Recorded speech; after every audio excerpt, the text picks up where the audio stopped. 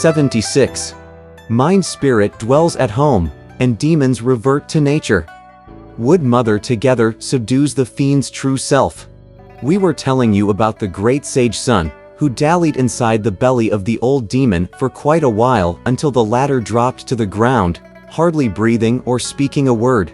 Thinking that the demon might be dead, the great sage released his hold somewhat on the demon's innards and, having caught his breath once more, the demon chief called out, "Most compassionate and merciful Bodhisattva, great sage, equal to heaven." When he heard that, Pilgrim said, "Son, don't waste your energy. Spare a few words and just address me as Grandpa Sun." As he had great regard for his own life, that fiendish demon did indeed cry out, "Grandpa, Grandpa, it's my fault. I made a terrible mistake in swallowing you, and now you're in a position to harm me. I beg the great sage to be merciful and have regard for the life-seeking wish of an ant. If you spare my life, I'm willing to send your master across this mountain." Now, though the great sage was a warrior, he thought only of the Tang monk's progress. When he, a person not unreceptive to compliments, heard how pitifully the fiendish demon was begging him, he became kind-hearted again. "Fiend," he cried, "I'll spare you. But how will you send my master off? We have no silver or gold, pearl or jade, cornelian, coral, crystal, amber, tortoise shell, or any such precious treasure to give to you," said the old demon. "But we three brothers will carry your master on a palanquin made of scented vines, and that's how we will send your master across this mountain. If you're going to take him across in a palanquin," said Pilgrim, laughing. "That's better than giving us treasures. Open your mouth wide and I'll come out." The demon chief did open his mouth wide, but the third demon walked up to him and whispered, "Big brother, when he's about to get out, bite down hard. Chew that little monkey to pieces and swallow him. Then he won't be able to torture you anymore." Pilgrim, however, heard everything. Instead of crawling out himself, he stuck out his golden hooped rod ahead of him to see if the way was clear. The fiend gave it a terrific bite. With a loud crack, one of his front teeth broke to pieces. Withdrawing his rod, Pilgrim said, "Dear fiend, I have already spared your life, but you want to bite me and kill me instead. I'm not coming out. I'm going to torture you until you drop." "No, I'm not coming out, brother," complained the old demon to the third demon. "You've victimized your own kin. It would have been better if we had invited him to come out. You told me to bite him instead. He has not been bitten, but my teeth have been sorely hurt. What shall we do now?" When that third demon saw that the blame was put on him, he resorted to the method of piquing the general. "Pilgrim Sun," he cried in a loud voice, "your fame has been so loudly proclaimed that it strikes the ear like a crack of thunder. I have been told how you displayed your power before the south heavenly gate, how you showed your form beneath the hall of divine mists, and how you have subdued monsters and bound demons on the way to the western heaven. But you are really nothing but an apish small-timer." "In what way am I a small-timer?" asked Pilgrim.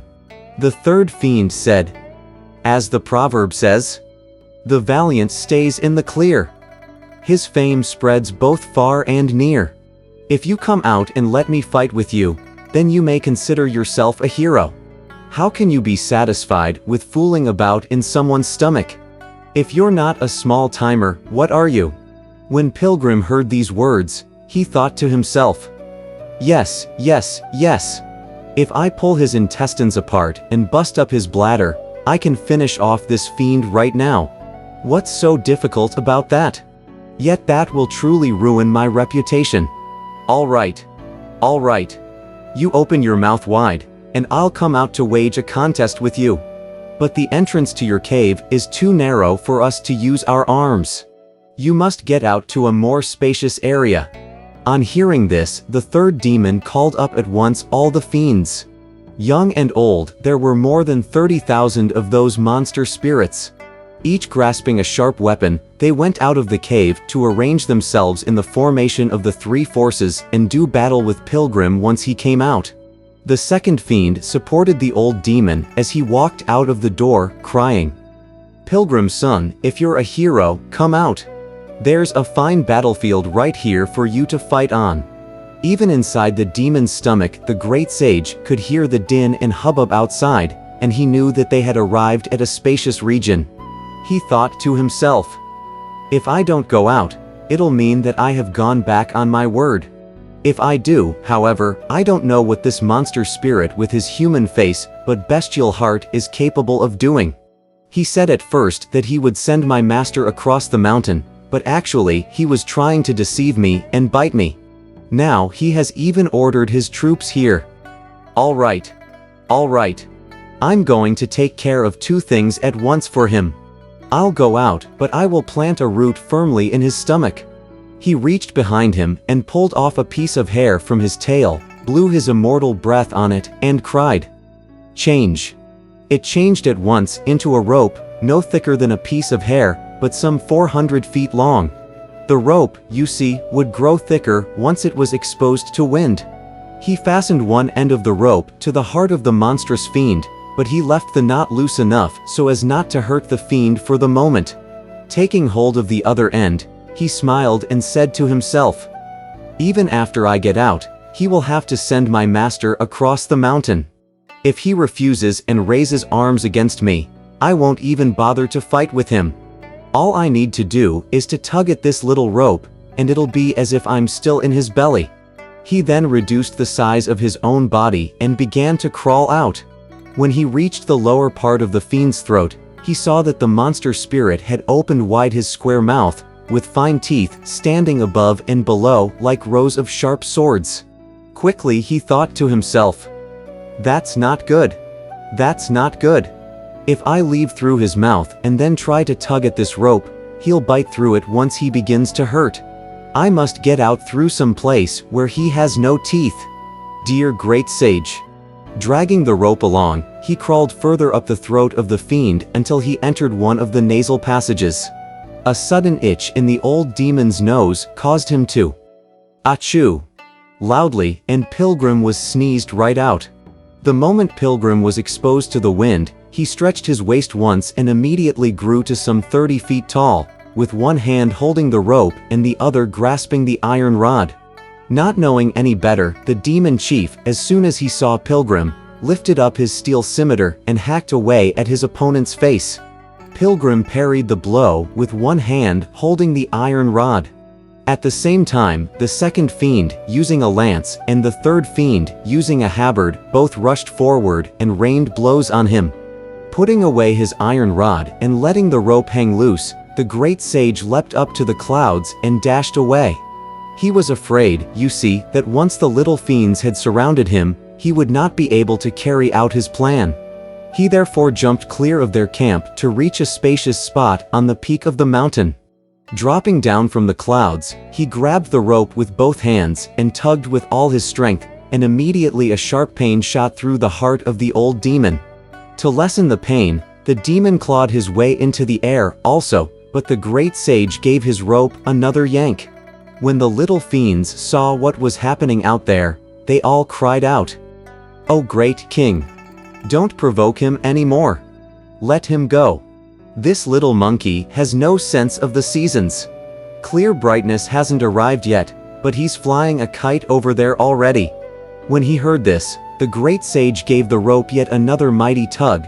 Hurtling through the air like a spinning wheel, the old demon fell to the ground with a thud, making a crater about 2 feet deep in the hardened loess beneath the mountain slope. The second and the third fiends were so terrified that they both dropped down from the clouds and went forward to take hold of the rope. "Great sage," they pleaded as they both knelt down. "We thought you were a lenient and magnanimous immortal, but you are no better than a slippery sneak. We wanted to lure you out to fight with you, and that's the honest truth. How could we know that you would fasten this rope onto the heart of our elder brother? You bunch of lawless demons," said Pilgrim with a laugh. "You have a lot of nerve. Last time you tried to bite me when you tricked me to come out, and this time you bring up all these troops against me. Look at those thousands of fiend soldiers confronting me, and I'm single-handed. That's not quite reasonable, is it? No, I'm yanking you along. I'm yanking you along to see my master. Kowtowing along with his brothers, the old demon said, "Be merciful, great sage. Spare my life, and I'll be willing to send the venerable master across this mountain. If you want your life," said Pilgrim with another laugh. "All you need to do is to cut the rope with a knife." "Holy Father," said the old demon, "I may be able to cut off the rope, but there's still another strip of it fastened to my heart. It's sticking to my throat and making me retch. What shall I do?" "In that case," said Pilgrim, "open wide your mouth and I'll go in again to untie the rope." Greatly alarmed, the old demon said, "Once you go in, you might refuse to come out again." "That's too hard. That's too hard," Pilgrim said. "I have the ability to untie the rope from the outside. After I have done so, are you really planning to escort my master across this mountain?" "The moment you untie it," replied the old demon. "We'll escort him at once. I dare not lie."